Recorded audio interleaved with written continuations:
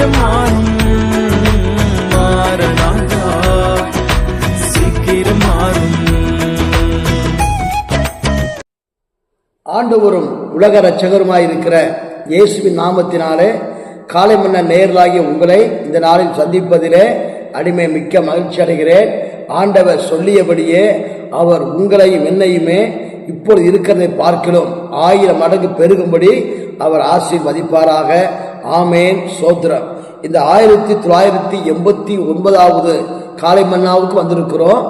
இந்த நாளிலே விசேஷமாய் யாருக்காக ஜெபிக்க வேண்டும் சொன்னால், சபைக்குள் இருக்கிற வாலிபர்களுக்காக, வாலிப பிள்ளைகளுக்காக நாம் கருத்தா ஜெபிக்கும் போது ஆண்டவர் சபைக்கு பிரயோஜனம் உள்ளவர்களாக தேவன் மாற்றி தருவார் என்பது உண்மை. அல்லேலூயா. இந்த 1989வது காலை மன்னா நிகழ்ச்சியில ஒரு காரியத்தை உங்களுக்கு தீர்க்கதரிசனமா சொல்லுகிறேன். அது என்ன வார்த்தை என்று பார்க்கும்போது, தானியேலின் காரியம் ஜெயமாக இருந்தது. ஆமேன், சோத்த கர்த்தருக்கு மகிமை உண்டாகட்டும். இங்க வேதத்தை சொல்லப்பட்டிருக்கிறது, தானியேலின் காரியம் அல்லது உங்க காரியம் இந்த நாளில் இருந்து ஒரு ஜெயமாக மாறப்போகிறது. அல்லேலூயா. இது ஒரு தீர்க்க தரிசன வார்த்தை. ஒரு வசனத்தை வாசிக்க கவனமாய் கேளுங்க. தானியேலின் புஸ்தகம் 6ஆம் அதிகாரம் 28வது வசனத்தை சொல்லப்பட்டிருக்கிறது, தானியேலின் காரியம் ஜெயமாக இருந்தது. உங்களுடைய காரியமும் என்னுடைய காரியமும் இந்த செய்திக்கு பிறகு ஒரு ஜெயமாக மாறப்போகிறது. ஆண்டவர் உங்களை ஒரு ஜெயமுள்ள வாழ்க்கை வாழ வைக்க போகிறார். ஆண்டவர் இயேசு குடும்பத்திலே ஒரு ஜெய கம்பீரம் உண்டாக போகிறது. ஆண்டவர் சொல்கிறார், உங்க ஊழியத்திலே ஒரு ஜெயமுள்ள ஊழியமாக மாறப்போகிறது. இதுவரைக்கும் வாழ்க்கையில் ஒரு ஜெயமுள்ள வாழ்க்கை இல்லை. என்றைக்குமே ஒரு தோல்வி முகத்தை தான் பார்த்து கொண்டு இருந்தீர்கள். உங்க ஊழியத்தினாலும் சரி, குடும்பத்திலும் சரி, பிள்ளைகள் வாழ்க்கையிலும் சரி, பொருளாதாரத்திலும் சரி, நம்ம சரித்த வியாதினாலும் சரி, ஒவ்வொரு நாளும் நமக்கு தோல்வியே வந்து கொண்டிருந்தது. ஆனால் ஆண்டவர் இன்னைக்கு இந்த 1989 காலை முன்னாடி சொல்றாரு, உங்க காரியம் ஜெயமாக இருக்கும். அல்லேலூயா. உங்க காரியம் இனி ஜெயமாக மாறப்போகுது. உங்க குடும்ப வாழ்க்கை ஜெயமாக மாறப்போகிறது. உங்க தொழில் ஜெயமாக மாறப்போகுது. உங்கள் வருமானத்திலே ஒரு ஜெயம் உண்டாக போகிறது. உங்க பிள்ளைகள் வாழ்க்கையை கர்த்தர் ஜெயத்தை உண்டாக்க போகிறார். உங்க தொழில ஒரு ஜெயம் உள்ள வாழ்க்கை வாழப்போகிறது.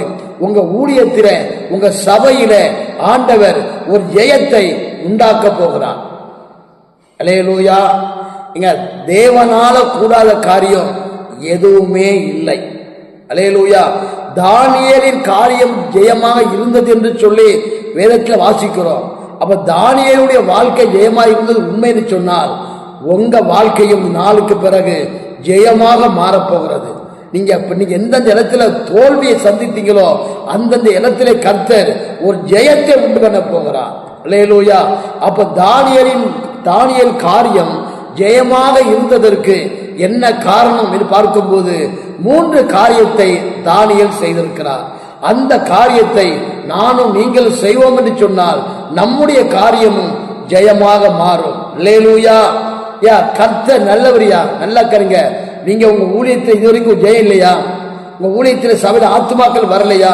நீங்க நினைச்சு பார்க்கிற இடங்கள் இந்த ஆத்மாக்கள் வரலையா? நீங்க நினைக்கிற ஆத்மாக்கள் சபைக்குள்ள வரலையா? இன்னைக்கு சொல்லுகிறேன், உங்க ஊழியத்தில ஒரு ஜெயம் உண்டாகும். ஜெயம் உள்ள ஊழியமாக மாறப்போகிறது. தானியேல் தானியேல் காரியம் ஜெயமாக இருந்ததற்கு அவன் 3 காரியத்தை கர்த்தருக்காக செய்தான். அதனால்தான் தானியேல் காரியம் ஜெயமாக இருந்தது. முதலாவது பார்க்கும்போது தானியேல் வழக்கத்தின்படி ஜெபித்தான். 2வது பார்க்கும்போது தானியேல் தினசரி ஜெபித்தான். 3வது பார்க்கும்போது அவன் இடைவிடாமல் தேவனை ஆராதித்தான். ரகசியம் இதுதான், நம்ம செய்ய மாட்டோம். தானியேல் பாபிலோன் தேசத்துக்கே அதிகாரியா இருந்திருக்கிறார். அவ்வளவு பெரிய அதிகாரி வழக்கத்தின்படி ஜெபித்திருக்கிறார். அவ்வளவு பெரிய அதிகாரி தினமும் ஜெபித்திருக்கிறார். அவ்வளவு பெரிய அதிகாரி இடைவிடாமல் தேவனை ஆராதித்திருக்கிறார். ஆகையினால் சொன்னேன், தானியேலின் காரியம் ஜெயமாக இருந்தது. அல்லேலூயா.